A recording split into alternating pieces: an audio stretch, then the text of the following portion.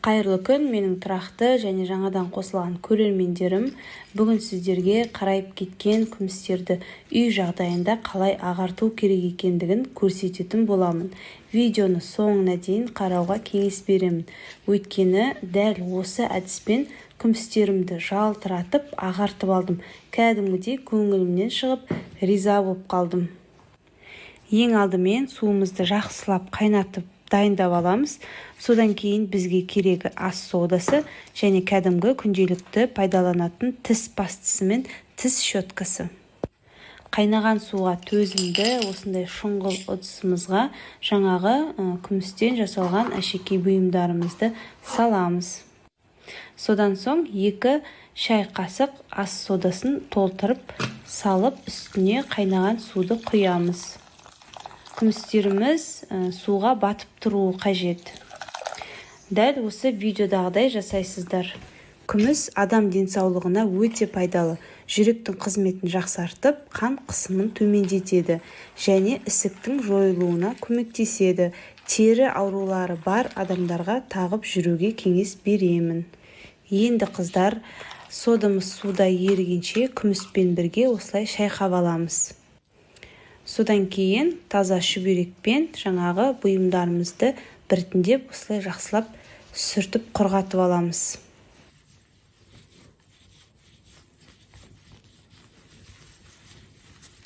Күмісте тұрып қалған даттарды және қарайғандарын сода осылай тазартып әппақ қылып алады. Енді осы күмісті жылтырату үшін қазір видеоны соңына дейін қараңыздар. Тағы бір тәсілін көрсететін боламын. Барлық күмістерімізді осылай құрғақ таза шүберекпен жақсылап ысқылап сүртіп аламыз. Міне көріп тұрсыздар, кәдімгідей тасына дейін жалтырап қыш толып тазаланып қалды.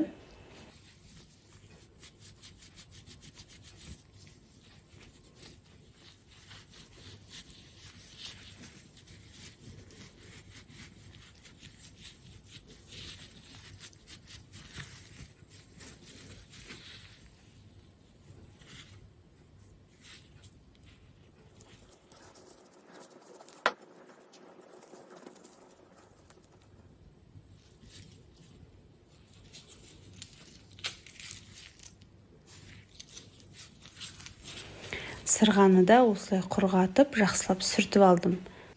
Қыздар, содан кейін жаңағы пастамызды алып, щетканы шамалап сулап аламыз.